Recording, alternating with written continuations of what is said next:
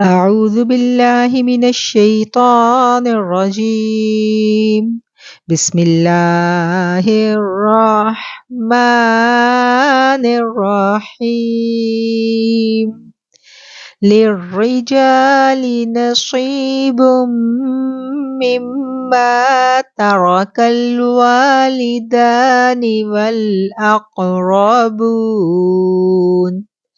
وللنساء نصيب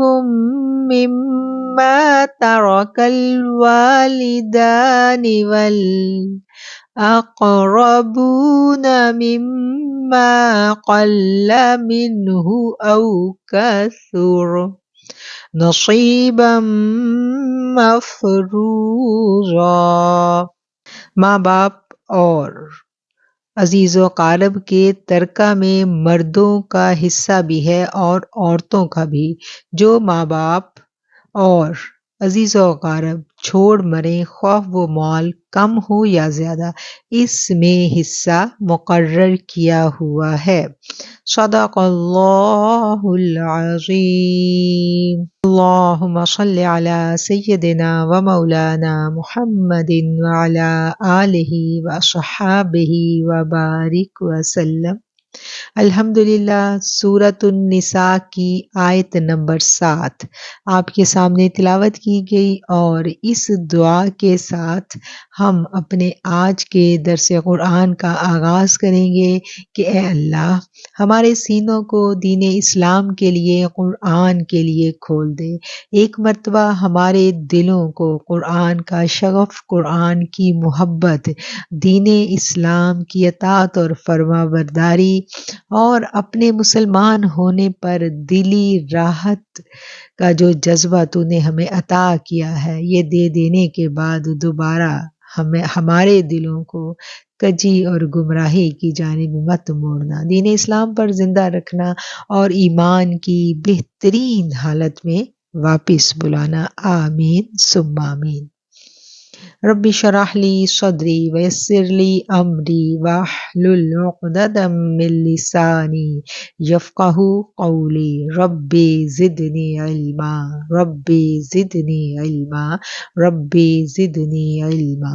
سورہ نساء میں بہت ساری جو آیات ہیں وہ وراثت کے قوانین کے بارے میں ہیں، اور انہی قوانین کو کھول کھول کر یہاں اس صورت میں بیان کیا گیا ہے۔ ماں باپ اور عزیز و اقارب کے ترکہ میں مردوں کا بھی حصہ ہے اور عورتوں کا بھی حصہ ہے۔ جب تک وراثت کے قوانین نہیں اترے تھے تب تک وصیت کا کہا گیا کہ جو بھی آپ کے پاس مال ہے آپ اس کے لیے وصیت تیار رکھیں، اور ہر فرد جس کے پاس مال ہے اس کے لیے جائز نہیں ہے کہ وہ وصیت کیے بنا رہے۔ لیکن پھر اللہ تعالیٰ نے خود وراثت کے حصے دار جو ہے وہ مقرر کر دیے۔ جب یہ حصے دار مقرر ہو گئے، ان آیات میں واضح طور پر حکم آ گیا، تو پھر وہ جو پرانا قانون تھا وہ منسوخ کر دیا گیا۔ اب ہم ان آیات میں آج انشاءاللہ ان قوانین کو، وراثت کس طرح سے تقسیم ہوگی، ان قوانین کو آج ہم پڑھیں گے۔ اور اسلام کا یہ احسان ہے کہ اس نے وراثت کے قوانین میں عورت کو بھی ایک مقام دیا ہے۔ جہاں مرد کو وراثت میں حصہ ملے گا، اسی طرح عورت کو بھی حصہ ملے گا۔ اور ماں باپ اور عزیز و اقارب کے ترکہ میں مردوں کا بھی حصہ ہے اور عورتوں کا بھی حصہ ہے، خواہ وہ مال کم ہو یا زیادہ، اس میں حصے جو ہیں وہ اللہ تعالیٰ نے مقرر کر دیے۔ یعنی ترکہ جب کوئی چھوڑ کر، اپنا وراثت کوئی چھوڑ کر مر جاتا ہے تو پھر اس وراثت کو اسی طرح تقسیم کیا جائے گا جس طرح قرآن کریم کے احکامات میں اللہ تعالیٰ نے مسلمانوں کو حکم دے دیا۔ اس میں خواتین کو، عورتوں کو بھی دیا جائے گا اور مردوں کو بھی دیا جائے گا۔ کتنا حصہ عورت کا ہوگا مرنے والے کی وراثت میں اور کتنا عورت کا ہوگا، یہ بھی ابھی اگلی آیات میں ہم پڑھیں گے۔ وَإِذَا حَضَرَ الْقِسْمَةَ أُولُو الْقُرْبَى وَالْيَتَامَى وَالْمَسَاكِينُ فَارْزُقُوهُم مِّنْهُ وَقُولُوا لَهُمْ قَوْلًا مَّعْرُوفًا۔ اور جب تقسیم کے وقت قرابت دار اور یتیم اور مسکین آ جائیں تو تم اس میں سے تھوڑا بہت انہیں بھی دے دو اور ان سے نرمی سے بات کرو۔ جب آپ تقسیم کرنے لگتے ہیں تو کچھ رشتہ دار ہوتے ہیں نا جو غریب ہیں، ارد گرد کے کچھ لوگ ہیں جو ضرورت مند ہیں، جو مساکین ہیں، جو جن کے پاس مال کی کمی ہے، غربا ہیں، وہ بھی تقسیم ہو رہی ہے وراثت، تو وہ بھی کچھ آس امید لے کر خاموشی سے وہاں آ جاتے ہیں۔ اور جب ایسے لوگ آئیں، اب ان کا قانون کے مطابق تو ان کا کوئی حصہ نہیں ہے، لیکن میرے رب نے کہا کہ اگر وہ آ جائیں تو ان کو بھی کچھ نہ کچھ دے دیا کرو۔ اور یہ نہیں ہے کہ وہ آئے ہیں تو ان کو جھڑک کر سختی کے ساتھ وہاں سے ہٹا دیا جائے کہ چلو چلو بھاگ جاؤ یہاں سے، تم کیا کرنے آئے ہو۔ نہیں، اللہ نے کہا ان کو بھی کچھ نہ کچھ دے کر نرمی کے ساتھ ان سے بات کرو اور پھر انہیں رخصت کرو۔ وَلْيَخْشَ الَّذِينَ لَوْ تَرَكُوا مِنْ خَلْفِهِمْ ذُرِّيَّةً ضِعَافًا خَافُوا عَلَيْهِمْ فَلْيَتَّقُوا اللَّهَ وَلْيَقُولُوا قَوْلًا سَدِيدًا۔ اور چاہیے کہ وہ اس بات سے ڈریں اگر وہ خود اپنے پیچھے ننھے ننھے ناتوان بچے چھوڑ جاتے جن کے ضائع ہو جانے کا اندیشہ رہتا تو ان کی چاہت کیا ہوتی، پس اللہ سے ڈر کر نبی تلی بات کہا کریں۔ اب یہاں یتیموں کے بارے میں مسلمانوں کو ترغیب دی جا رہی ہے کہ کسی کے یتیم بچے کو دے کر تمہارے دلوں میں سختی نہ آئے، بلکہ یتیم بچے کو دیکھ کر کیا کرنا ہے کہ اپنا سوچنا ہے کہ اگر میں ایسے اپنے چھوٹے چھوٹے بچے چھوڑ کر اس دنیا سے میں چلی جاتی تو میرے بعد میرے یتیموں کا کیا ہوتا۔ یہ احساس جب دل میں پیدا ہوتا ہے تو پھر دوسرا یتیم جو ہے اس کے ساتھ آپ کی ہمدردی اور آپ کی محبت کا عالم اور ہوتا ہے۔ پھر آپ کو اس کے لیے حقارت یا غصہ یا کم مائگی کا احساس نہیں دل میں آتا، پھر آپ کے دل میں کیا آتا ہے، پھر آپ کو اس کی شکل میں اپنا بچہ نظر آتا ہے کہ خدا نہ خواستہ اگر میری موت کا بلاوا جلدی آ جاتا تو میرے بھی بچے ایسے ہی رول رہے ہوتے دنیا میں۔ تو پھر کیا ہے کہ اللہ تعالیٰ نے یتیموں کی کفالت کرنے والوں کے لیے بہت اجر و ثواب کی وعدیں دی ہیں، اور یہاں یہی بات جو اس آیت میں بتائی گئی ہے۔ ان الذین یأکلون اموال الیتامی ظلما انما یأکلون فی بطونہم نارا وسیصلون سعیرا۔ جو لوگ ناحق ظلم سے یتیموں کا مال کھا جاتے ہیں وہ اپنے پیٹ میں آگ ہی بھر رہے ہیں، اور ان قریب وہ دوزخ میں ڈالے جائیں گے۔ ایک شخص جو مر گیا اس کے بعد اس کے بچے ابھی چھوٹے چھوٹے ہیں اور اس کا جو مال و اسباب ہے اس کے وارث جو ہیں وہ اس کے ارد گرد والے اس کے عزیز و اقارب بن جاتے ہیں۔ تو اب ان لوگوں کی یہاں پر تربیت کی جا رہی ہے کہ جن کے چھوٹے بچے ہیں اور تم ان کے وارث بن گئے ہو تو پھر تم نے اس مال کو امانت سمجھنا ہے، اور امانت میں خیانت کی بہت سخت وعیدیں ہیں اسلام میں۔ امانت میں خیانت کسی طرح بھی کسی مسلمان کے لیے جائز نہیں ہے، اور اگر کوئی یتیم کا مال اس کی امانت میں خیانت کر کے کھا رہا ہے تو اللہ نے بڑے سخت الفاظ یہاں استعمال کیے کہ وہ ایسا ہے کہ وہ اپنے پیٹوں میں آگ بھر رہا ہے، یعنی دنیا میں بھی وہ آگ بھر رہا ہے، وَسَيَصْلَوْنَ سَعِيرًا، اور ان قریب وہ بھڑکتی ہوئی آگ میں داخل کیا جائے گا۔ یعنی دنیا میں بھی وہ اپنے اندر آگ بھر رہا ہے، دنیا میں بھی اس کو سکھ چین نہیں ملے گا، بے قرار ہی رہے گا، اس کی ہوس بڑھتی چلی جائے گی، اور آخرت کی آگ کیا ہے کہ وہ پراپر آگ میں ڈالا جائے گا۔ یوصیکم اللہ فی اولادکم للذکر مثل حظ الانثیین فإن کن نساء فوق اثنتین فلہن ثلثا ما ترک وإن كانت واحدة فلها النصف ولأبويه لكل واحد منهما السدس مما ترك إن كان له ولد فإن لم يكن له ولد وورثه أبواه فلأمه الثلث فإن كان له إخوة فلأمه السدس من بعد وصية یوصی بها أو دین آباؤکم وأبناؤکم لا تدرون أيهم أقرب لكم نفعا فریضۃ من اللہ ان اللہ کان علیما حکیما۔ اللہ تعالیٰ نے تمہاری اولاد کے بارے میں تمہیں حکم دیا ہے کہ ایک لڑکے کا حصہ 2 لڑکیوں کے برابر ہے، اور اگر صرف لڑکیاں ہی ہوں اور 2 سے زیادہ ہوں تو انہیں مال متروکہ کا 2/3 ملے گا، اور اگر ایک ہی لڑکی ہو تو اس کے لیے آدھا ہے، اور میت کے ماں باپ میں سے ہر ایک کے لیے اس کے چھوڑے ہوئے مال کا 6واں حصہ ہے اگر اس میت کی اولاد ہو، اور اگر اولاد نہ ہو اور ماں باپ وارث ہوتے ہوں تو اس کی ماں کے لیے 3واں حصہ ہے۔ ہاں، اگر میت کے کئی بھائی ہیں تو پھر اس کی ماں کا 6واں حصہ ہے۔ یہ حصے اس کی وصیت کی تکمیل کے بعد ہیں جو مرنے والا کر گیا، یا قرض کی ادائیگی کے بعد۔ تمہارے باپ ہوں یا تمہارے بیٹے، تمہیں نہیں معلوم کہ ان میں سے کون تمہیں نفع پہنچانے میں زیادہ قریب ہے۔ یہ حصے اللہ کی طرف سے مقرر کردہ ہے، بے شک اللہ تعالیٰ پورے علم اور کامل حکمتوں والا ہے۔ اب اگر ایک شخص فوت ہو جاتا ہے اور پیچھے اس کی وراثت تقسیم کرنی ہے تو سب سے پہلے کیا حکم ہے کہ اس کے ذمے اگر کوئی قرض ہے تو وہ اس کی وراثت سے اس کا قرض ادا کیا جائے گا۔ اس کے بعد اگر اس نے کوئی وصیت چھوڑی ہے کہ اتنا مال جو ہے میرا خیرات کیا جائے یا کسی رفاہی کام میں لگایا جائے، کسی عزیز رشتہ دار کو وہ اپنے مال میں سے کچھ حصہ دینا چاہے، تو وہ اگر اس نے وصیت کر دی ہے تو اس کی وصیت کے مطابق وہ رقم جو ہے اس کو ادا کی جائے گی۔ 2 کام ہو گئے، پہلے قرض کی ادائیگی کرنی ہے، پھر اس کی وصیت جو اس نے لکھ کے گیا ہے، کر کے گیا ہے، اس وصیت کی تکمیل ہوگی، پھر اس کے بعد اس کی تقسیم ہوگی۔ تقسیم کیسے ہوگی کہ اگر تو اس کے والدین زندہ ہیں، حیات ہیں، تو والدین کو بھی اس میں سے حصہ ملے گا، اور والدین کو ملے گا، اور پھر اس کے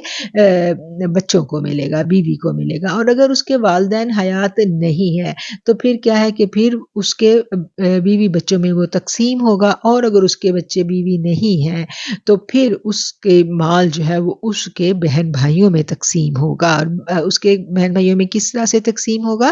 یہاں وہ بھی بتا دیا گیا، اور اگر اس کے بیٹے اور بیٹیاں ہیں تو ان میں کیسے تقسیم ہوگا وہ بھی یہاں پر واضح کر دیا گیا کہ ایک حصہ جو ہے وہ بیٹے کا ہوگا اور 2 حصے جو ہیں وہ بیٹی کے ہوں گے۔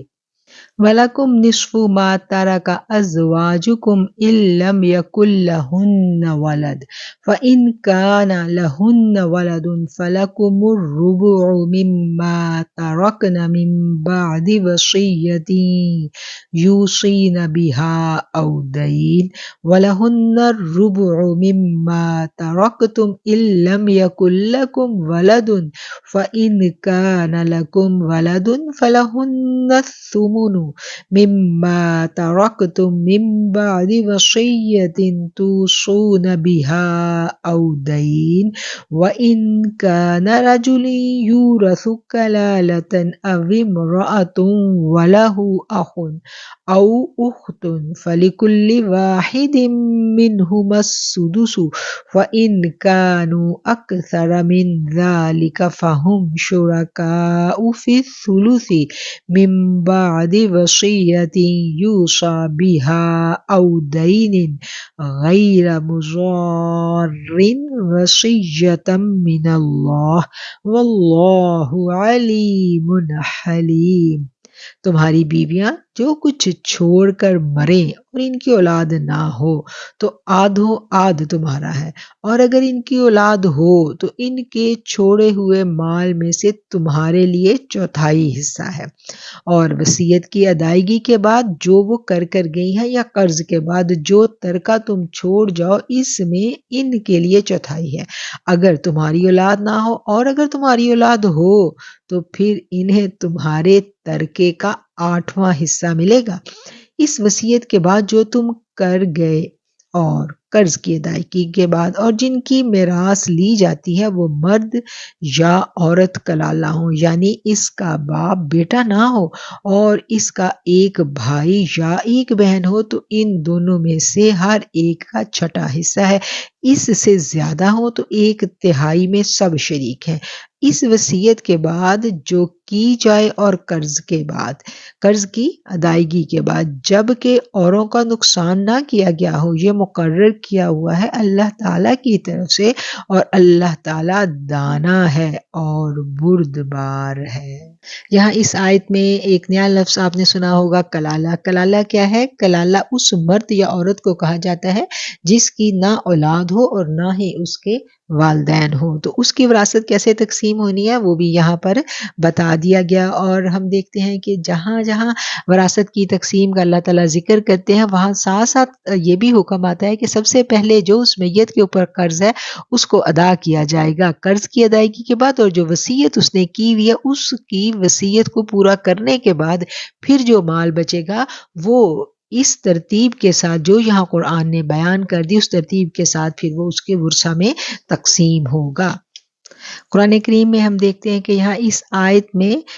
وصیت کے ساتھ یہ لفظ لگایا گیا ہے غیر مضارین۔ نبی کریم صلی اللہ علیہ وآلہ وسلم نے اس کی حد مقرر کی، یعنی ایسی وصیت کہ جس میں سے کسی دوسرے کا کوئی نقصان نہ کیا جائے۔ اور یہ نہیں ہے کہ ایک شخص جو ہے وہ اپنے پورے کے پورے مال کے بارے میں وصیت کر جاتا ہے کہ میرا پورے کا پورا مال جو ہے میرے کسی ایک جو میرا سب سے لاڈلا بچہ اس کو دے دیا جائے، یا میرا پورے کا پورا مال جو ہے یہ میری اولاد نے تو مجھے بہت تنگ کیا، اس نے مجھے بہت زندگی میں ستایا ہے، تو میں اپنی اولاد جو ہے اس کو آگ کر کے اپنی پوری کی پوری پراپرٹی کسی ٹرسٹ کو دے دوں، تو ایسا نہیں ہے۔ نبی کریم صلی اللہ علیہ وآلہ وسلم نے اس کے بارے میں حد مقرر کر دی کہ 1/3 سے زیادہ کوئی شخص جو ہے وہ وصیت نہیں کر سکتا۔ وصیت اگر آپ نے اپنے مال کے بارے میں کچھ وصیت کرنی ہے تو صرف 1/3 مال کی وصیت ہوگی، اور اس کے بعد جو ہے وہ باقی کا اس کی اولاد کا، اور جو اللہ نے اس کے وارث مقرر کیے ہیں، جو جائز وارث اللہ نے مقرر کر دیے نا، یہاں کھول کھول کر بتا دیا کہ والدین کا بھی حصہ ہے، اولاد کا، بیٹی کا، بیٹے کا، اور اگر میاں بیوی مر جائیں تو ان کا، یعنی بیوی کی پراپرٹی پر شوہر کا اور شوہر کے مال پر بیوی کا، یہ تمام حصے اللہ نے مقرر کر دیے۔ اور وصیت جو اللہ کہتا ہے کہ وصیت کی ادائیگی کرو، وصیت کی ادائیگی کے بارے میں نبی کریم صلی اللہ علیہ وسلم نے بتا دیا کہ 1/3 سے زیادہ کسی مسلمان کے لیے جائز نہیں ہے کہ وہ وصیت کرے۔ اور پھر اس کے ساتھ آگے آیت کے آخر میں اللہ تعالیٰ نے کہہ دیا کہ وہ جاننے والا بھی ہے اور بڑا بردبار بھی ہے، وہ سب جانتا ہے، وہ دلوں کے بھید جانتا ہے، وہ نیتوں کے اخلاص کو بھی جانتا ہے، اور نیتوں کی کجی کے بارے میں بھی وہ اللہ جو ہے وہ آگاہ ہے۔ اس لیے کوئی شخص یہ مت سوچے کہ میں اپنے عمل سے اپنے رب کو دھوکہ دے لوں گا، دل کے اندر نفاق رکھ کے اپنے عمل کو بظاہر بہت اچھا رکھ کے ہم دنیا کو دھوکہ دے سکتے ہیں، لیکن اپنے رب کو ہم دھوکہ نہیں دے سکتے۔ تو اس آیت میں ہمیں کیا پتہ چلا کہ جہاں اللہ تعالیٰ نے وارثوں کے لیے حصے مقرر کر دیے ہیں، وہاں اللہ تعالیٰ نے ساتھ یہ بھی کہہ دیا کہ جو وصیت ہے اس کو ایسی وصیت نہیں کرنی جس سے کسی کی حق تلفی ہو، کسی کو نقصان پہنچے۔ جو وارث اللہ نے مقرر کیے ان کو ان کا حق پہنچے گا۔ ہاں، میت کے لیے صرف اگر وہ وصیت کرنا چاہے اپنی مرضی سے، کسی کو ایکسٹرا کوئی فیور دینا چاہے یا صدقہ جاریہ کے کسی کام میں وہ اپنا مال لگانا چاہے تو اس کے لیے 1/3 کی اس کو اجازت ہے، اس سے زیادہ اس کو اجازت نہیں ہے۔ تلک حدود اللہ، یہ اللہ کی حدیں ہیں۔ وَمَن یُطِعِ اللَّهَ وَرَسُولَهُ، اور جو کوئی اطاعت کرے گا اللہ کی اور اس کے رسول کی، یُدْخِلْہُ جنات، وہ داخل کرے گا اس کو جنتوں میں، تجری من تحتها الانہار، جس میں نہریں بہتی ہوں گی، تجری بہتی ہیں جس کے نیچے نہریں، خالدین فیہا، وہ اس میں ہمیشہ رہیں گے، ذالک الفوز العظیم، اور یہ بہت بڑی کامیابی ہے۔ اللہ تعالیٰ نے جو حدیں اپنی مقرر کر دی ان حدوں کو نہیں توڑنا، ان حدوں کو توڑنا جائز نہیں ہے، اور جو اس حدوں کی پاسداری کرتا ہے، پیروی کرتا ہے، اللہ اور اس کے رسول کی فرما برداری کرتا ہے، تو اللہ کیا کہتا ہے کہ اس کے عوض اللہ تعالیٰ ان کو جنتوں میں داخل کرے گا، اور یہ جو جنتوں میں داخل کر دیا گیا پھر وہ فوز عظیم، وہ بہت بڑی کامیابی ہے، اور وہ ایسی کامیابی ہے کہ جو ہمیشگی ہے۔ یہاں دنیا کی کامیابیاں تو یہ ہے نا کہ کبھی ملی، کبھی اپس اینڈ کبھی ڈاؤن۔ اللہ کہتا ہے نا کہ میں دنوں کو تمہارے درمیان پھیرتا ہوں، لیکن اس جہان میں جو کامیابی مل گئی پھر وہ امر ہو گئی، پھر وہ ہمیشہ کی ہے، پھر اس کے بعد زوال نہیں آئے گا۔ وَمَن يَعْصِ اللَّهَ وَرَسُولَهُ وَيَتَعَدَّ حُدُودَهُ يُدْخِلْهُ نَارًا خَالِدًا فِيهَا وَلَهُ عَذَابٌ مُّهِينٌ۔ اور جو شخص اللہ کی اور اس کے رسول صلی اللہ علیہ وسلم کی نافرمانی کرے اور اس کی مقررہ حدوں سے آگے نکلے، اسے وہ جہنم میں ڈالے گا، اس میں وہ ہمیشہ رہے گا، ایسوں ہی کے لیے رسوا کن عذاب ہے۔ پہلے کیا کہا گیا؟ فرما برداری کرنے والوں کو وعید سنا دی گئی، اب یہاں کیا ہے؟ جو نافرمانی کرے، جو اللہ نے مقرر کر دی حدیں، جو ان کو توڑے گا تو ان کے لیے پھر کیا ہے؟ رسوا کرنے والا عذاب ہے۔ واللاتی یاتین الفاحشۃ من نسائکم فاستشہدوا علیہن اربعۃ منکم فإن شہدوا فامسکوہن فی البیوت حتی یتوفاہن الموت او یجعل اللہ لہن سبیلا۔ تمہاری عورتوں میں سے جو کوئی بے حیائی کا کام کرے، ان پر اپنے میں سے 4 گواہ طلب کرو، اگر وہ گواہی دیں تو ان عورتوں کو گھروں میں قید کر رکھو یہاں تک کہ موت ان کی عمریں پوری کر دے یا اللہ ان کے لیے کوئی اور رستہ نکالے۔ عورت کی جو کردار ہے اس کی حفاظت، اس کی آبرو کی حفاظت کا اسلام نے بہت زور دیا ہے، کیونکہ عورت سے نسل چلتی ہے، نسب جو ہے اس کی گواہ، اس کی امین اللہ تعالیٰ نے عورت کو بنایا۔ یہ عورت کو پتہ ہے کہ میں جس کا بچہ پیدا کر رہی ہوں اس کا باپ کون ہے، اس لیے وراثت، حسب نسب کی حفاظت اس کی اسلام میں بہت اہمیت، اور اس پر بڑا زور دیا گیا ہے حسب نسب کی حفاظت پر۔ اور حسب نسب کی حفاظت جو ہے یہ اسی صورت میں ممکن ہے اگر عورت پاک دامن ہو۔ عورت اگر پاک دامن نہیں ہے تو پھر معاشرے میں جہاں بے حیائی اور بے راہ روی پھیلتی ہے وہاں نسب بھی محفوظ نہیں رہتے۔ تو اس کے لیے اسلام نے بڑا ایمفسائز کیا ہے، بڑا زور دیا ہے، اور ایسے میں پھر اگر کوئی عورت اس بات کی مرتکب ہوتی ہے اور اس کے شوہر پر اس پہ شک ہے تو شک کی بنا پر وہ فیصلہ نہیں کر سکتا۔ شک اگر اس کو ہے تو اس کو کیا کرنا ہے؟ اچھا، اب یہاں آپ دیکھیں کہ 4 گواہوں کی بات آ گئی۔ شک کرنا کسی کے کردار پر بہت بڑا جرم بھی ہے۔ کیسے؟ یہ ہم جب اگلی صورتیں پڑھیں گے، سورہ نور پڑھیں گے، تو اس میں ہمیں پتہ چلتا ہے کہ ایک پاک دامن عورت پر اگر کسی نے تہمت لگائی تو اس کی بڑی سخت سزا ہے، اس کو کتنے کوڑے جو ہیں وہ کھانے پڑیں گے، 80 کوڑے اس کی سزا ہے اگر کوئی پاک دامن عورت پر تہمت لگائے۔ تو تہمت لگانا بہت اس کے اوپر سخت پکڑ ہے۔ اگر کسی کو اپنی عورت پر شک پڑا تو وہ کیا کرے گا؟ وہ اس کے اوپر گواہ لائے گا۔ پھر آپ دیکھیں کہ باقی جگہ جہاں بھی اسلام نے گواہی کی بات کی ہے 2 گواہوں کی بات کی ہے، لیکن عورت کے کردار کے معاملے میں 2 گواہوں سے کام نہیں چلے گا۔ یہاں پر کتنے گواہ طلب کیے ہیں؟ 4 گواہ طلب کیے ہیں۔ اربعۃ منکم کہ تم میں سے 4 گواہ، اگر شک ہے تو 4 گواہ لاؤ، 1 2 سے کام نہیں چلے گا، 4 گواہ پیش کیے جائیں گے۔ اور اگر وہ گواہی دے دیں کہ واقعی یہ عورت جو ہے یہ بے حیائی کی مرتکب ہو رہی ہے، غلط کاریوں میں پڑی ہوئی ہے، ان 4 مردوں نے گواہی دے دی، تو پھر ایسے میں کیا ہے؟ پھر آگے ان کی سزا جو ہے وہ اللہ تعالیٰ نے بتا دی کہ ایسی عورتوں کو گھروں میں قید کرو، اور پھر یا اللہ تعالیٰ ان کے لیے کوئی اور رستہ نکالے۔ واللذان یأتیانہا منکم فآذوہما، اور وہ 2 جو آئیں ان کو یعنی بے حیائی کو تم میں سے، فآذوہما تو اذیت دو ان دونوں کو، فإن تابا پھر اگر وہ دونوں توبہ کر لیں، وأصلحا اور اصلاح کر لیں، فأعرضوا تو اعراض برتو، عنہما ان دونوں میں سے، ان اللہ کان توابا رحیما بے شک اللہ تعالیٰ توبہ کو قبول کرنے والا اور مہربان ہے۔ تم میں سے جو 2 افراد ایسا کر لیں، یعنی اگر کوئی تم دیکھو کہ کوئی مرد اور عورت جو ہے وہ غلط کاری میں پڑ گئے ہیں تو انہیں ایذا دو، یعنی انہیں اس کے اوپر سزا دی جائے، اور اس کے بعد کیا ہے کہ وہ توبہ کر لیں اور اپنی اصلاح کر لیں، تو پھر ان سے اعراض پر، تو پھر یہ نہیں ہے کہ اب ان کو تم ناحق ستاؤ، اگر وہ اپنی اصلاح کر کے اللہ کے حضور توبہ کر لیتے ہیں تو پھر ان کو اگنور کرو، ان کو موقع دو، بے شک اللہ تعالیٰ توبہ کو قبول کرنے والا اور رحم فرمانے والا ہے۔ انما التوبۃ علی اللہ للذین یعملون السوء بجہالۃ، بے شک توبہ کے اللہ کے ذمہ ہے ان لوگوں کے لیے جو عمل کرتے ہیں برا، بجہالت، جہالت کے ساتھ، ثم یتوبون، پھر توبہ کر لیتے ہیں، من قریب، جلدی سے، فاولئک یتوب اللہ علیہم، تو یہی لوگ ہیں اللہ تعالیٰ جن پر مہربان ہوگا، وکان اللہ علیما حکیما، بے شک اللہ علم اور حکمت والا ہے۔ اللہ تعالیٰ صرف انہی لوگوں کی توبہ کو قبول فرماتا ہے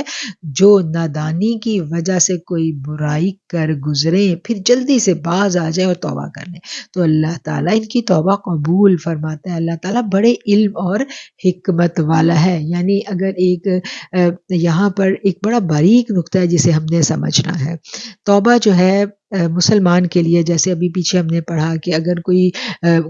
گناہ کا ارتکاب کر لیں اور پکڑے جائیں تو پھر اللہ نے کہا کہ ان کو اذیت دو اور پھر اس کے بعد وہ توبہ کریں، ایک تو وہ توبہ آ گئی، اور ایک یہ والی توبہ آ گئی کہ ایک شخص جو ہے وہ کسی وقت اپنے جذبات میں بہہ کر اس سے کوئی نادانی میں کچھ گناہ کا کام سرزد ہو جاتا ہے اور پھر فوراً وہ نادم ہوتا ہے اور فوراً اللہ کے حضور رجوع کرتا ہے، اور اللہ تعالیٰ جو ہے وہ جانتا بھی ہے اور حکمت والا بھی ہے، تو اللہ تعالیٰ اس کو معاف کر دیتا ہے فوری اگر وہ توبہ کر لیتا ہے تو اللہ تعالیٰ اس کی فوری توبہ کو قبول کر لیتا ہے۔ اور توبہ کی یہاں پر مختلف حالتیں بیان کی گئی، اور ایک وہ ہیں جن کی گناہ پر پکڑ ہو گئی اور پکڑ کے بعد ان کو سزا بھی ملی، اور سزا ملنے کے بعد پھر انہوں نے توبہ کی، تو اللہ تعالیٰ نے کہا ہے کہ اگر وہ توبہ کر لیں، وہ نادم ہو جائیں، تو پھر تم ان سے اعراض بتلو، ان کو درگزر کر دو۔ اور یہاں دوسری ایک صورت بیان کی گئی کہ اگر جذبات کے غلبے میں اگر کچھ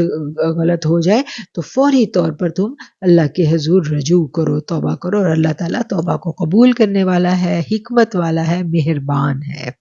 وَلَيْسَتِ التَّوْبَةُ لِلَّذِينَ يَعْمَلُونَ السَّيِّئَاتِ، اور نہیں ہے توبہ ان لوگوں کے لیے جو عمل کرتے ہیں برے، حتی یہاں تک کہ اذا حضر احدہم الموت، ان میں سے کسی ایک پر موت آ جائے، قال، وہ کہتے ہیں، انی تبت الآن ولی الذین یموتون وہم کفار، بے شک میں نے توبہ کی اب نہ ان لوگوں کے لیے جو مر جاتے ہیں اس حال میں کہ وہ کافر ہیں، اولئک اعتدنا لہم عذابا علیما، یہی لوگ ہیں جن کے لیے ہم نے دردناک عذاب تیار کر رکھا ہے۔ ان کی توبہ نہیں ہے جو برائیاں کرتے چلے جائیں، یہاں تک کہ جب ان میں سے کسی کے پاس موت آ جائے تو کہہ دے کہ میں نے توبہ کی، ان کی توبہ قبول نہیں جو کفر پر ہی مر جائیں، یہی لوگ ہیں جن کے لیے ہم نے المناک عذاب تیار کر رکھا ہے۔ توبہ کب ہے؟ گناہ سرزد ہوا فوری توبہ، اور موت سے پہلے تک، یعنی جب تک آپ کا سانس نہیں اکھڑا اس وقت تک بھی توبہ کے دروازے کھلے ہوتے ہیں۔ سب سے بہترین توبہ تو یہ ہے کہ فوری اگر گناہ سرزد ہو گیا تو فوری ندامت، فوری انسان اٹھے، 2 نفل پڑھے صلاۃ التوبہ کے، کچھ صدقہ خیرات کرے، اللہ کے آگے آنسو بہائے، اور کیا ہے کہ عبادت کی کثرت کے ساتھ اپنی توبہ کو اللہ کے ہاں مقبول بنا لے، یعنی فوری توبہ کرے اور اپنی عبادت کو بڑھا دے۔ اللہ کہتا ہے نا کہ برائیاں جو ہیں ان کو اچھائیوں کے ساتھ دفع کرو، مٹا دو اچھائیاں، بہت زیادہ جب ہم نیکی کے عمل کرتے ہیں تو وہ اس سے ہمارے گناہ جو ہیں وہ دھلتے ہیں، وہ معاف ہو جاتے ہیں، تو اپنی فرما برداری کو بڑھا دینا، فوری اٹھ کے توبہ استغفار کر لینا، یہ تو بہترین توبہ ہے۔ اور دوسری توبہ کیا ہے کہ بعد میں انسان کچھ عرصے کے بعد اس کو احساس ہو توبہ کر لے، اور اس وقت تک توبہ ہوتی ہے، توبہ اللہ تعالیٰ قبول کرتے ہیں، لیکن اگر کسی پر موت کی سختی آ جائے، اور جب موت کی سختی آتی ہے، موت کا عین وقت سر کے اوپر آ جاتا ہے، تو پھر کیا ہوتا ہے کہ پھر انسان کے اوپر سے آنکھوں سے پردے ہٹنے لگتے ہیں، پھر دوسرا جہان نظر آنے لگتا ہے، اور جب پردے ہٹنے لگتے ہیں، دوسرا جہان نظر آنے لگتا ہے، تو پھر توبہ قابل قبول نہیں ہوتی۔ اس لیے ہمیں ہر وقت اللہ سے توبہ مانگتے رہنا چاہیے، تاکہ جو گناہ کوئی خطائیں سرزد چھوٹی موٹی بھی ہم سے ہوئی ہیں، تو اللہ تعالیٰ ہمیں وہ درگزر کر دے، معاف کر دے۔ نبی کریم صلی اللہ علیہ وسلم نے ہمیں تلقین کی ہے نا استغفار کرنے کی، تو استغفار ہمیں کرتے رہنا چاہیے۔ اور آپ نے کیا فرمایا تھا کہ 70 بار تو میں بھی استغفار اللہ سے کرتا ہوں، تو وہ کیا ہے، وہ ہماری ترغیب کے لیے تھا، وہ تو بخشے ہوئے تھے، وہ تو اللہ کے محبوب بندے تھے، اپنی امت کو سکھلا رہے تھے کہ تم اللہ سے استغفار مانگتے رہو۔ صحت تندرستی کے عالم میں اللہ تعالیٰ سے توبہ استغفار مانگتے رہنا، ہر وقت اللہ کے آگے رجوع میں رہنا، فرما برداری کے ساتھ رہنا، عاجزی کے ساتھ رہنا، یہی مومن بندوں کی نشانی ہے۔ یا ایھا الذین آمنوا لا یحل لکم ان ترثوا النساء کرہا، اے ایمان والو، تمہارے لیے یہ جائز نہیں ہے کہ تم وارث بن جاؤ عورتوں کے کرہا، جبرن، زبردستی، یہ تمہارے لیے جائز نہیں ہے۔ ولا تعضلوہن،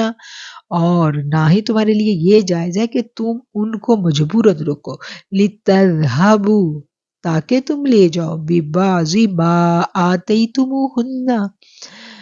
بعض اس میں سے جو تم نے ان کو دیا، الا ان یاتین بفاحشۃ مبینہ، بجز اس کے کہ وہ بے حیائی کا کھلا ارتکاب کریں، وعاشروہن بالمعروف، اور زندگی بسر کرو ان کے ساتھ بھلے طریقے سے، فإن کرہتموہن، پھر اگر وہ تمہیں ناپسند ہے، فعسیٰ ان تکرہوا، تو ہو سکتا ہے کہ تم جو ناپسند کرو، شیئا ویجعل اللہ فیہ خیرا کثیرا، کہ جو چیز تم ناپسند کرو، اللہ تعالیٰ نے اس میں تمہارے لیے کچھ بھلائی رکھ دی ہو بہت زیادہ۔ اے ایمان والو، حلال نہیں ہے کہ زبردستی عورتوں کو ورثے میں لیے بیٹھے رہو، انہیں اس لیے نہ روک رکھو کہ جو تم نے انہیں دے رکھا ہے اس میں سے کچھ لے لو۔ ہاں، یہ اور بات ہے کہ وہ کھلی برائی اور بے حیائی کا ارتکاب کریں، ان کے ساتھ اچھے طریقے سے بود و باش رکھو، گو تم انہیں ناپسند کرو، لیکن بہت ممکن ہے تم کسی چیز کو برا جانو اور اللہ تعالیٰ اس میں بہت ہی بھلائی کر دے۔ اب یہاں پر بھی جو میاں بیوی کا جو رشتہ ہے اس کے بارے میں ایک بہت زبردست اللہ تعالیٰ نے خوبصورت قانون بیان کر دی۔ اس آیت کو ہم دیکھیں، اس کا پس منظر دیکھیں، تو عرب کا جو رواج تھا اس میں یہ تھا کہ اگر کوئی شخص مر جاتا اور اس کے مرنے کے بعد اس کا بیٹا جوان ہوتا، زوراور ہوتا، تو وہ اپنے باپ کے مرنے کے بعد اپنے باپ کی پوری جو جائیداد ہے اس کو ہڑپ کر لیتا، اس کے اوپر قبضہ جما لیتا، اور اس کے باپ کی اگر کوئی بیوی ہوتی، یعنی اس کی جو ستیلی ماں ہوتی، اس کا بھی وہ وارث بن بیٹھتا، اور اگر وہ چاہتا تو اس سے نکاح کر لیتا، یعنی جبرن نکاح کر لیتا۔ اس لیے جبرن نکاح کر لیتا کہ اگر یہ اس کے باپ کی وراثت ہے اور جہاں اس نے مال ہڑپ کیا وہاں وہ اس عورت کو بھی ہڑپ کر لے، اور اگر وہ اس کو چھوڑے گا تو ایسا نہ ہو کہ وہ باپ کا مال جو ہے وہ لے کر چلتی بنے۔ تو اس قبضہ کرنے کی دھن میں وہ باپ کا جہاں مال ہڑپ کرتا وہاں عورت کو بھی ایک بے جان چیز سمجھ کر اس کو اپنے قبضے میں کر لیتا، اور پھر قبضے میں ایسا کرتا کہ اسے نکاح کر لیتے اور اس سے جبرن شادی کی جاتی ہے، اور عورت کی مرضی نہ بھی ہو تب بھی وہ اس سے شادی کرتے اور مہر بھی ادا نہیں کرتے، چاہتا تو اپنی مرضی سے کسی دوسرے آدمی سے اس کی شادی کرتا اور خود مہر وصول کر لیتا، یعنی بیچنے کی ایک شکل ہی آگے کہ اس کو اس کے مہر کے عوض اس کو کسی بھی بندے کے ہاتھ وہ نکاح کروا دیتا جبرن، یعنی اس عورت کی مرضی کی کوئی اہمیت نہیں، تو چاہتا تو اسے یوں ہی ساری عمر بیوگی کی زندگی گزارنے پر مجبور کر دیتا اور اس کے مرنے کے بعد اس کی میراث کا تنہا وارث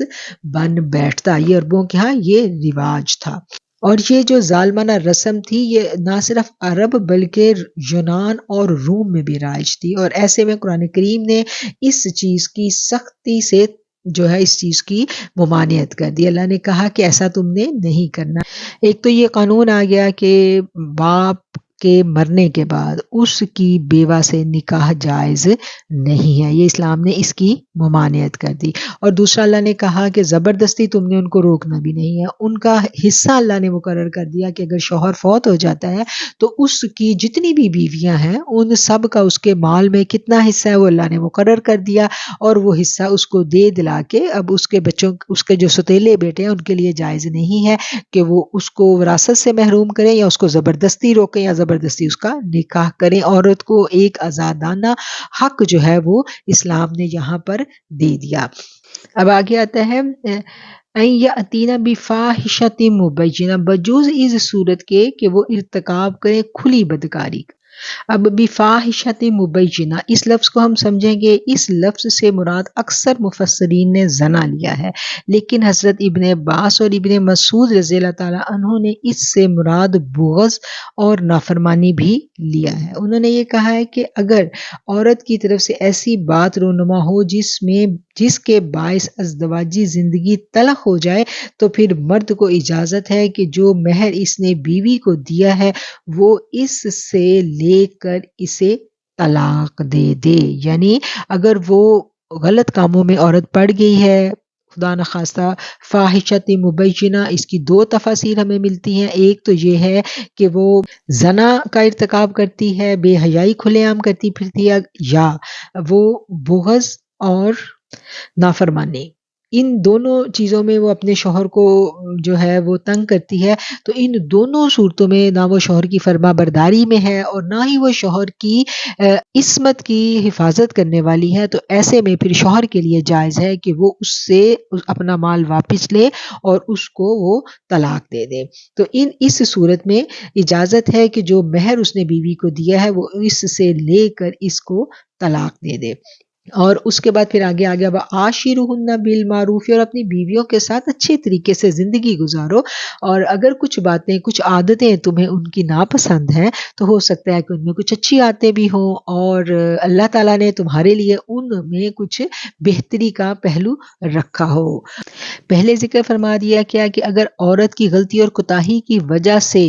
طلاق ناگزیر ہو گئی ہو تو خاوند کو اپنا مہر واپس لینے کا حق ہے. لیکن اگر عورت کا کوئی قصور نہیں ہے اور پھر بھی تم اسے چھوڑ کر دوسری عورت سے نکاح کرنا چاہتے ہو تو تمہیں یہ حق حاصل نہیں ہے کہ جو کچھ پہلے تم نے خوشی سے اس عورت کو دیا تھا، خواہ اس کی مقدار بہت زیادہ ہو، واپس لو. امام رازی رحمۃ اللہ علیہ فرماتے ہیں کہ زمانہ جاہلیت کی ایک رسم یہ بھی تھی کہ جب کوئی آدمی دوسری شادی کرنا چاہتا تو وہ پہلی بیوی پر زنا کی تہمت لگاتا، اس طرح اس کو مجبور کر دیتا کہ وہ اس کو مال دے کر طلاق حاصل کرے. اس سے بھی مسلمانوں کو روکا گیا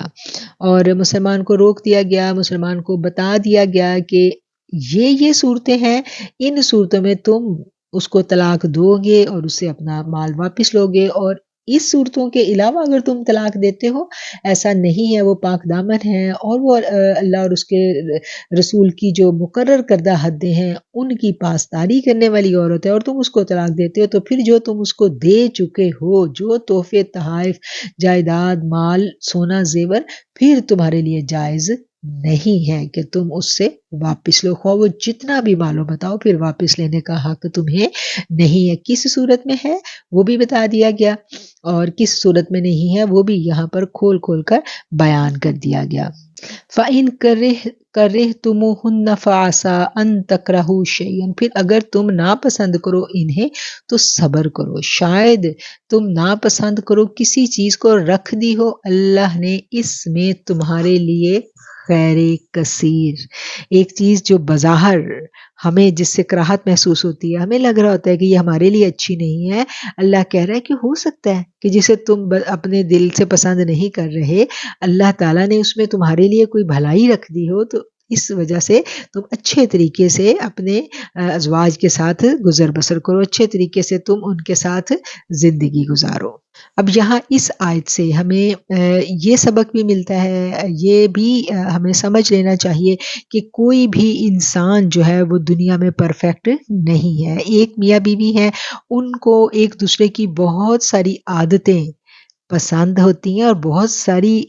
باتوں میں کلیش بھی ہوتا ہے، بہت سارا پرسنالٹی کلیش ہوتا ہے، بہت ساری باتیں ایسی ہوتی ہیں جو بیوی کو اپنے شوہر کی پسند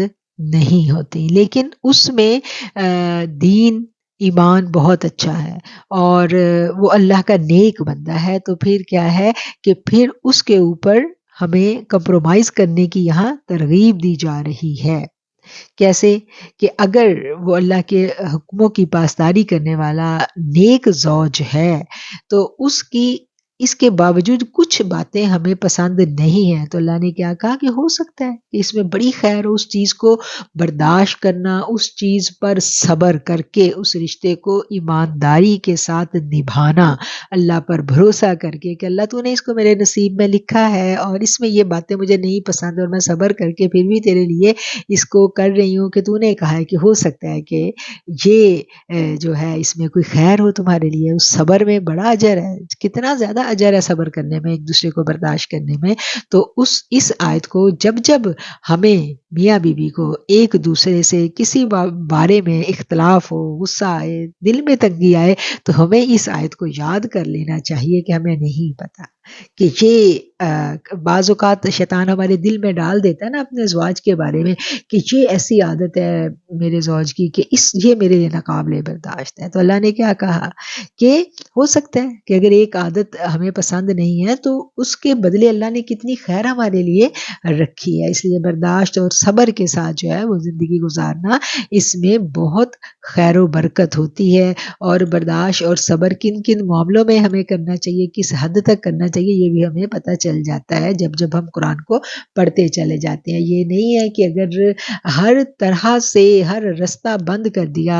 ان رشتوں نے، یعنی بغض بھی ہے اور کینہ بھی ہے، اللہ کی نافرمانی بھی ہے، جیسے یہ پیچھے آ گیا نا بفاحشۃ مبینہ، کھلی بدکاری۔ تو یہ حدیں بتا دی گئیں کہ یہ سب کی سب باتیں اگر موجود ہیں تو ایسے میں کیا کرنا ہے، کیا رویہ اختیار کرنا ہے اور کہاں پر کمپرومائز کرنا ہے، کہاں پر برداشت کی حد ختم ہو جاتی ہے اور کہاں پر برداشت، کہاں تک برداشت کرنا ہے، یہ ساری کی ساری باتیں ہمیں اس آیت پر ہم غور و فکر کرتے ہیں تو ہمیں سمجھ میں آ جاتی ہیں۔ وَإِنْ أَرَدْتُمُ اسْتِبْدَالَ زَوْجٍ مَّكَانَ زَوْجٍ وَآتَيْتُمْ إِحْدَاهُنَّ قِنطَارًا فَلَا تَأْخُذُوا مِنْهُ شَيْئًا أَتَأْخُذُونَهُ بُهْتَانًا وَإِثْمًا مُّبِينًا۔ اور اگر تم ایک بیوی کی جگہ دوسری بیوی کرنا چاہو اور ان میں سے کسی کو تم نے خزانے کا خزانہ دے رکھا ہو تو بھی اس میں سے کچھ نہ لو، کیا تم اسے ناحق اور کھلا گناہ کرتے ہوئے بھی لے لو گے؟ اب زمانہ جاہلیت میں جیسا کہ ابھی میں نے عرض کیا کہ زمانہ جاہلیت میں لوگ کیا کرتے تھے کہ اگر کسی بیوی کو طلاق دینا مقصود ہوتی تھی تو اس کے اوپر الزام لگاتے تھے زنا کا، اس کے اوپر بدکاری کا الزام لگاتے تھے، یہ الزام لگانے کے بعد وہ اس سے اپنا مال و دولت سارا واپس لیتے تھے اور پھر اس کو ڈائیورس کرتے تھے، ناحق تہمت۔ اور اسلام نے یہاں اس ناحق تہمت کا دروازہ بالکل لاک کر دیا، بند کر دیا۔ ناحق تہمت کوئی مرد اپنی بیوی پر نہیں لگا سکتا، 4 گواہ پیش کیے بنا، 4 گواہ وہ پیش کرے، اگر نہ کر سکا تو پھر بڑی سخت سزا ہے اس مرد کے لیے۔ اللہ نے کہا کہ یہ تم کا گناہ ہوتے ہوئے بھی لے لو گے، کہ یہ بہت سخت گناہ ہے کہ اس کے اوپر ناحق پہلے تہمت لگانا اور تہمت لگا کے اس کا مال جو ہے اس کو دیا وہ واپس ہے نا، ایسا جائز نہیں ہے۔ ہاں اگر کوئی اور عورت پسند آ گئی ہے اور پہلی بیوی کو آپ طلاق دینا چاہتے ہو تو جو اس کو دے دیا سو دے دیا، جو جتنا بھی دے دیا اب اس کی طرف پلٹ کر نہیں دیکھنا، اب دے دیا، اب آپ اس کو طلاق دو، بھلے طریقے سے رخصت کرو اور بھلے دوسری شادی کرو، ٹھیک ہے، اس میں کوئی ممانعت نہیں ہے، لیکن الزام لگا کر واپس لینا یہ جائز نہیں ہے۔ وَكَيْفَ تَأْخُذُونَهُ وَقَدْ أَفْضَىٰ بَعْضُكُمْ إِلَىٰ بَعْضٍ وَأَخَذْنَ مِنكُم مِّيثَاقًا غَلِيظًا۔ تم اسے کیسے لوگے حالانکہ تم ایک دوسرے سے مل چکے ہو اور ان عورتوں نے تم سے مضبوط عہد و پیمان لے رکھا ہے۔ وَلَا تَنكِحُوا مَا نَكَحَ آبَاؤُكُم مِّنَ النِّسَاءِ إِلَّا مَا قَدْ سَلَفَ إِنَّهُ كَانَ فَاحِشَةً وَمَقْتًا وَسَاءَ سَبِيلًا۔ اور ان عورتوں سے نکاح مت کرو جن سے تمہارے باپوں نے نکاح کیا ہے مگر جو گزر چکا ہے یہ بے حیائی کا کام ہے اور بغض کا سبب ہے اور بڑی بری راہ ہے۔ زمانہ جاہلیت میں باپ کی بیوہ کے ساتھ نکاح کرنے کا رواج عام تھا۔ یہاں اس آیت میں کھلے عام اس قبیح رسم کو ختم کر دیا گیا کہ جو باپ کی بیوہ ہے اس کے ساتھ اب کوئی مسلمان نکاح نہیں کر سکے گا، اور اللہ نے کہہ دیا کہ یہ بے حیائی کا کام ہے اور یہ برا رستہ ہے۔ حرمت علیکم امہاتکم، حرام کر دی گئی تم پر تمہاری مائیں، وبناتکم، اور تمہاری بیٹیاں، واخواتکم، اور تمہاری بہنیں، وعماتکم، اور تمہاری پھپھیاں، وخالاتکم، اور تمہاری خالائیں، وبنات الاخی، اور بیٹیاں بھائی کی یعنی بھتیجیاں، وبنات الاختی، اور بیٹیاں بہن کی، وامہاتکم اللاتی، اور مائیں تمہاری جنہوں نے ارضعنکم تمہیں دودھ پلایا ہے۔ حرمت علیکم امہاتکم وبناتکم واخواتکم وعماتکم وخالاتکم وبنات الاخی وبنات الاخت وامہاتکم اللاتی ارضعنکم واخواتکم من الرضاعۃ وامہات نسائکم وربائبکم اللاتی فی حجورکم من نسائکم اللاتی دخلتم بہن فإن لم تكونوا دخلتم بهن فلا جناح عليكم وحلائل أبنائكم الذين من أصلابكم وأن تجمعوا بين الأختين إلا ما قد سلف ان اللہ کان غفورا رحیما۔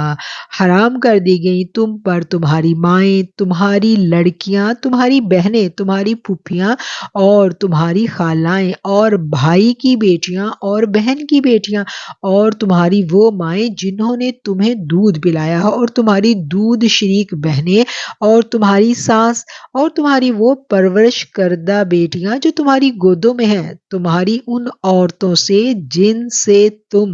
دخول کر چکے ہو۔ مراد کیا ہے؟ سوتیلی بیٹی۔ ہاں، اگر تم نے ان سے جمع نہیں کیا ہو تو تم پر کوئی گناہ نہیں، اور تمہارے صلبی سگے بیٹوں کی بیویاں اور تمہارا دو بہنوں کا جمع کرنا، ہاں جو گزر چکا سو گزر چکا، یقیناً اللہ تعالیٰ بخشنے والا مہربان ہے۔ یہاں اس آیت میں کون کون سی عورت کے ساتھ نکاح کرنا جائز ہے اور کس کے ساتھ نکاح نہیں ہو سکتا، یہاں ان تمام خواتین کی جو لسٹ ہے وہ اللہ تعالیٰ نے بیان کر دی ہے۔ یہاں پر ان عورتوں کا ڈیٹیل کے ساتھ ذکر آ گیا جن کے ساتھ نکاح کرنا حرام ہے، اور یہ حرمت تین طرح سے ہے۔ سب سے پہلے ماں، اس میں دادی، نانی، یہ سب رشتے آ جاتے ہیں، دادی، نانی، پردادی، پرنانی وغیرہ۔ اس کے بعد پھر بیٹی، اور اس کے بعد پوتی، نواسی، اور پھر پڑپوتی، یعنی بیٹوں کی بیٹیاں، آگے سے آگے یہ جو رشتے ہیں یہ سارے کے سارے حرمت والے ہیں۔ بہن، سگی بہن بھی آ گئی اور سوتیلی بہن بھی آ گئی، پھپھی، خالہ، بھتیجی، بھانجی، یہ سارے کے سارے رشتے جو ہیں ان کے ساتھ نکاح کرنا جائز نہیں ہے۔ اور پھر بہویں جو یعنی سلبی بیٹے ہیں، جو آپ کے سگا بیٹا ہے اس کی بیوی اگر بیٹا فوت ہو جائے تو سسر جو ہے وہ ابدی محرم ہے، سسر اپنی بہو کے ساتھ نکاح نہیں کر سکتا۔ یہ بھی ان کے ہاں ایک رسم تھی، عربوں کے ہاں یہ بھی رواج تھا کہ وہ اپنی بہوؤں سے نکاح کر لیتے تھے، تو یہاں پر اس کو بھی اللہ تعالیٰ نے حرام قرار دے دیا، اور دو سگی بہنوں کے ساتھ ایک وقت میں نکاح نہیں ہو سکتا، اس کو بھی حرام کر دیا گیا، حرام قرار دے دیا گیا۔ اور اس کے علاوہ پھپھی اور بھتیجی اور خالہ اور بھانجی، ان دونوں کا نکاح بھی ایک مرد کے ساتھ جائز نہیں ہے، یعنی دونوں کے ساتھ اکٹھے ایک وقت میں نکاح نہیں ہو سکتا۔ بخشنے والا اور بہت رحم فرمانے والا ہے، ان اللہ کان غفور الرحیم، بے شک اللہ بخشنے والا اور رحم فرمانے والا ہے۔ یعنی اب تک اسلام قبول کرنے کے بعد جو کچھ کوتاہیاں ہو چکی، جو پہلے گزر گیا وہ گزر گیا، اب قرآن کریم کی آیات کے اترنے کے بعد اب کوئی ایسا نہیں کرے گا، جو پہلے گزر گیا اس کے اوپر اللہ تعالیٰ معاف فرمانے والا ہے۔ اب جب قانون آ گیا تو پھر قانون جو ہے وہ نافذ ہو گیا، اب یہ رشتے ابدی ہمیشہ کے لیے حرام ہو گئے، حرمتیں بیان کر دی گئی۔ ان کے علاوہ باقی جو عورتیں ہیں اس کے ساتھ نکاح، ان کے ساتھ نکاح کیا جا سکتا ہے۔ صدق اللہ العظیم۔ یہاں الحمدللہ آیت نمبر 23 پر ہمارا چوتھا سپارہ مکمل ہو جاتا ہے۔ اب جو آیت نمبر 7 سے لے کے تک جتنی آیات ہم نے پڑھی ہیں، ہم ایک مرتبہ ان کے ترجمے کو ریوائز کر لیتے ہیں۔ ماں باپ اور عزیز و اقارب کے ترکہ میں مردوں کا حصہ بھی ہے اور عورتوں کا بھی۔ جو مال ماں باپ اور عزیز و اقارب چھوڑ کر مرے، خواہ وہ مال کم ہو یا زیادہ، اس میں حصہ مقرر کیا ہوا ہے، اور جب تقسیم کے وقت قرابت دار اور یتیم اور مسکین آ جائیں تو تم اس میں سے تھوڑا سا انہیں بھی دے دو، اور ان سے نرمی سے بولو، اور چاہیے کہ وہ اس بات سے ڈریں کہ اگر وہ خود ان کے پیچھے اپنے ننھے ننھے ناتواں بچے چھوڑ جاتے جن کے ضائع ہو جانے کا اندیشہ رہتا تو ان کی چاہت کیا ہوتی۔ بس اللہ تعالیٰ سے ڈر کر نبی تلی بات کہا کریں۔ جو لوگ ناحق ظلم سے یتیموں کا مال کھا جاتے ہیں، وہ اپنے پیٹ میں آگ بھر رہے ہیں، اور ان قریب وہ دوزخ میں ڈال دیے جائیں گے۔ اللہ تعالیٰ تمہاری اولاد کے بارے میں حکم کرتا ہے کہ ایک لڑکے کا حصہ 2 لڑکیوں کے برابر ہے، اور اگر صرف لڑکیاں ہی ہوں اور 2 سے زیادہ ہوں تو انہیں مال متروکہ کا 2/3 ملے گا، اور اگر ایک ہی لڑکی ہے تو اس کے لیے آدھا ہے، اور میت کے ماں باپ میں سے ہر ایک کے لیے اس کے چھوڑے ہوئے مال کا حصہ ہے، اگر اس میت کی اولاد ہو، اور اگر اولاد نہ ہو اور ماں باپ وارث ہوتے ہوں تو اس کی ماں کے لیے تیسرا حصہ ہے۔ ہاں، اگر میت کے کئی بھائی ہیں تو پھر اس کی ماں کا چھٹا حصہ ہے۔ یہ حصے اس وصیت کی تکمیل کے بعد ہیں جو مرنے والا کر گیا ہو، یا ادائے قرض کے بعد۔ تمہارے باپ ہوں یا تمہارے بیٹے، تمہیں نہیں معلوم کہ ان میں سے کون تمہیں نفع پہنچانے میں زیادہ قریب ہے۔ یہ حصے اللہ تعالیٰ کی طرف سے مقرر کردہ ہے، بے شک اللہ تعالیٰ پورے علم اور کامل حکمتوں والا ہے۔ تمہاری بیویاں جو کچھ چھوڑ کر مرے، ان کی اولاد نہ ہو تو آدھوں آدھ تمہارا ہے، اور اگر ان کی اولاد ہو تو ان کے چھوڑے ہوئے مال میں سے تمہارے لیے چوتھائی حصہ ہے۔ اس وصیت کی ادائیگی کے بعد جو وہ کر کے گئی ہوں، یا قرض کے بعد، یا جو ترکہ تم چھوڑ جاؤ، اس میں ان کے لیے چوتھائی ہے۔ اگر تمہاری اولاد نہ ہو اور اگر تمہاری اولاد ہو تو پھر انہیں تمہارے ترکہ کا 8واں حصہ ملے گا۔ اس وصیت کے بعد جو تم کر گئے ہو اور قرض کی ادائیگی کے بعد، جن کی میراث لی جاتی ہے وہ مرد یا عورت کلالہ ہو، یعنی اس کا باپ بیٹا نہ ہو، اور اس کا ایک بھائی یا ایک بہن ہو، تو ان دونوں میں سے ہر ایک کا چھٹا حصہ ہے، اور اس میں سے زیادہ ہو تو 1/3 میں سب شریک ہیں۔ اس وصیت کے بعد جو کی جائے اور قرض کی ادائیگی کے بعد جب کہ اوروں کا نقصان نہ کیا گیا ہو، یہ مقرر کیا ہوا ہے اللہ تعالیٰ کی طرف سے۔ اللہ تعالیٰ دانا اور بردبار ہے۔ یہ حدیں ہیں اللہ تعالیٰ کی مقرر کی ہوئی، اور جو اللہ کی اور اس کے رسول صلی اللہ علیہ وسلم کی فرما برداری کرے گا، اسے اللہ تعالیٰ جنتوں میں لے جائے گا جس کے نیچے نہریں بہہ رہی ہوں گی، جس میں وہ ہمیشہ رہیں گے۔ یہ بہت بڑی کامیابی ہے۔ جو شخص اللہ تعالیٰ کی اور اس کے رسول صلی اللہ علیہ وسلم کی نافرمانی کرے اور اس کی مقررہ حدوں سے آگے نکلے، اسے وہ جہنم میں ڈال دے گا جس میں وہ ہمیشہ رہے گا۔ ایسوں کے لیے رسوا کن عذاب ہے۔ تمہاری عورتوں میں سے جو بے حیائی کا کام کرے، ان پر اپنے میں سے 4 گواہ طلب کرو۔ اگر وہ گواہی دیں تو ان عورتوں کو گھروں میں قید کر رکھو یہاں تک کہ موت ان کی عمریں پوری کر دے، یا اللہ تعالیٰ ان کے لیے ایک اور رستہ نکالے۔ تم میں سے جو 2 افراد ایسا کر لیں انہیں ایذا دو، اگر وہ توبہ اور اصلاح کر لیں تو ان سے منہ پھیر لو، بے شک اللہ تعالیٰ توبہ قبول کرنے والا اور رحم فرمانے والا ہے۔ اللہ تعالیٰ صرف انہیں لوگوں کی توبہ قبول فرماتا ہے جو باوجہ نادانی کے کوئی برائی کر گزرے، پھر جلدی سے اس سے باز آ جائیں اور توبہ کریں تو اللہ تعالیٰ بھی ان کی توبہ قبول کرتا ہے۔ اللہ تعالیٰ بڑے علم والا اور حکمت والا ہے۔ ان کی توبہ نہیں جو برائیاں کرتے چلے جائیں، یہاں تک جب ان میں سے کسی کے پاس موت آ جائے تو کہہ دے کہ میں نے اب توبہ کی، اور ان کی توبہ بھی قبول نہیں جو کفر پر ہی مر جائیں۔ یہی لوگ ہیں جن کے لیے ہم نے المناک عذاب تیار کر رکھا ہے۔ ایمان والو، تمہیں جائز نہیں، تمہارے لیے حلال نہیں ہے کہ زبردستی عورتوں کو ورثے میں لے بیٹھو۔ انہیں اس لیے روک نہ رکھو جو تم نے انہیں دے رکھا ہے، اس میں سے کچھ لے لو۔ ہاں، یہ اور بات ہے کہ وہ کوئی کھلی برائی اور بے حیائی کا ارتکاب کریں، ان کے ساتھ اچھے طریقے سے بود و باش رکھو۔ گو تم انہیں ناپسند کرو، لیکن بہت ممکن ہے تم کسی چیز کو برا جانو اور اللہ تعالیٰ اس میں بہت ہی بھلائی کر دے۔ اور اگر تم ایک بیوی کی جگہ دوسری بیوی کرنا چاہو اور ان میں سے کسی کو تم نے خزانے کا خزانہ دے رکھا ہو تو بھی اس میں سے کچھ واپس نہ لو۔ کیا तुम इसे नाहक और खुला गुनाह होते हुए भी वापस ले लोगे? तुम इसे कैसे ले लोगे हालांकि तुम एक दूसरे से मिल चुके हो और इन औरतों ने तुमसे मजबूत अहदो पैमान ले रखा है और इन औरतों से निकाह ना करो जिनसे तुम्हारे बापों ने निकाह किया है मगर जो गुजर चुका। ये बेहयाई का काम है और बुग़्ज़ का सबब है और बड़ी बुरी राह है। हराम कर दी गई हैं तुम पर तुम्हारी माएँ, तुम्हारी बेटियां, तुम्हारी बहनें, तुम्हारी फुप्पियां और तुम्हारी खालाएं और भाई की बेटियां और बहन की बेटियां और तुम्हारी वो माएँ जिन्होंने तुम्हें दूध पिलाया और तुम्हारी दूध शरीक बहनें और तुम्हारी सास और तुम्हारी वो परवरिश करदा लड़कियां जो तुम्हारी गोद में है तुम्हारी इन औरतों से जिनसे तुम दखूल कर चुके हो। हाँ, अगर तुमने इनसे जमा नहीं किया हो तो तुम पर कोई गुनाह नहीं और तुम्हारे सुलवी सगे बेटों की बीवियां और तुम्हारा दो बहनों का जमा करना। हाँ, जो कुछ गुजर चुका सो गुजर चुका। यकीनन अल्लाह ताला बख्शने वाला मेहरबान है। सदक़ल्लाहुल अज़ीम व सदक़ रसूलुहुन नबियुल करीम। अल्हम्दुलिल्लाह, हमारा चौथा पारा मुकम्मल हो जाता है और इस दुआ के साथ हम अपने आज के दर्स से कुरान का इख्तिताम करते हैं कि ए अल्लाह, इस कुरान को पढ़ने में, पढ़ाने में, अल्फाज की अदायगी में, बयान करने में, समझने में, समझाने में कहीं कोई गलती हो गई, कोई कोताही हो गई, कोई लग़ज़िश हो गई, कोई ख़ता हो गई, मेरे मालिक तो माफ़ कर देना। ए अल्लाह, कुरान का शगफ़, कुरान की मोहब्बत जो तूने हमें अता की, इसे बढ़ाना, इसे इस्तकामत देना और एक मर्तबा हमारे दिलों को दीन इस्लाम की जानिब रग़बत दे देने के बाद दोबारा कजी और गुमराही की जानिब मत मोड़ना। हमें दीन इस्लाम पर जिंदा रखना और ईमान की बेहतरीन हालत में वापस बुलाना। आमीन सुम्मा आमीन। आखिरुद्दावाना अनिल हम्दुलिल्लाहि रब्बिल आलमीन।